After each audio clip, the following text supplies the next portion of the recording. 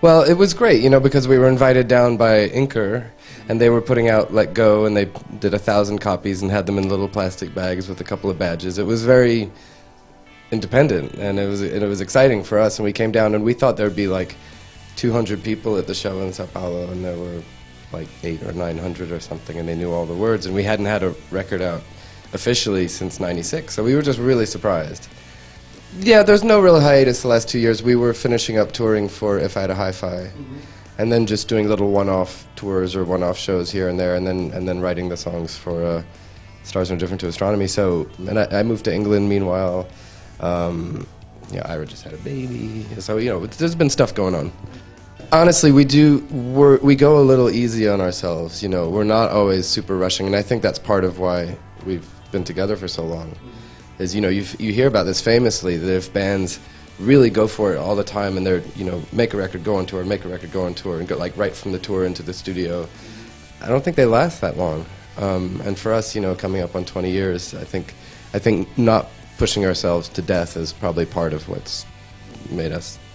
From the third record on, it does feel a little bit like a different band or something. I think this is a great place to start. It's a bit, it's got a little bit of what the first records have, and I don't think, if you listen to this record, you wouldn't be like shocked by any of the others, but if you listened only to Lucky, for example, and then you heard the first one, you might be like, what's that? Or something. I'm not sure. I think it's a good place to start, for sure. Don't you think, Ira?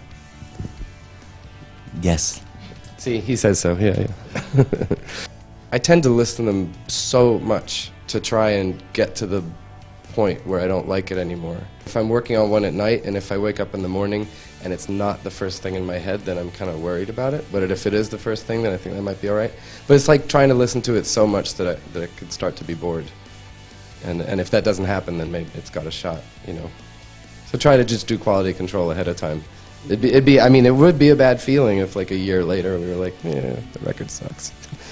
Well, I don't know. There are a few songs I'm not crazy about. I won't say what they are in case someone's looking at this and it's their favorite, because that would be mean. Yeah, there's a couple, but I feel grateful that it's not too much. I feel pretty good about them. Well, very often it's just something to do in the practice space when we don't have songs of our own. You want to have fun. And it's also exciting. Playing covers is like, it's like an amusement park or something. When you're a kid and you get the Who songbook or the Elvis Costello songbook or something, and like playing a cover out of one of these easy chord books, it's like it's like getting on this ride where you can like pretend that you wrote it yourself or pretend that you're somebody else. That's a big part of it. It's just fantasy. Same reason, I've played in front of the mirror a lot in my life. Everybody likes to fantasize. But that being said, we don't remember a lot of them. I couldn't play you a million covers right now. They're kind of in one ear out the other. I have a little bit. I'm just pretty lazy. Tablature is it's work intensive to read it. Numbers. I'm bad at math. Yeah. You have to think about that, and yeah, that would be. I think from your point of view, it probably is an important question and one that's hard to answer.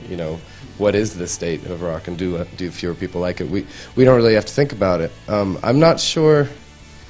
Now that everything is accessible all the time to everybody, we all just find what we like. And I think Dave Grohl said this recently. He's like, guitar rock doesn't need your help. It's fine. It's going to be around forever. In books and movies and everything, we're turning into a niche world.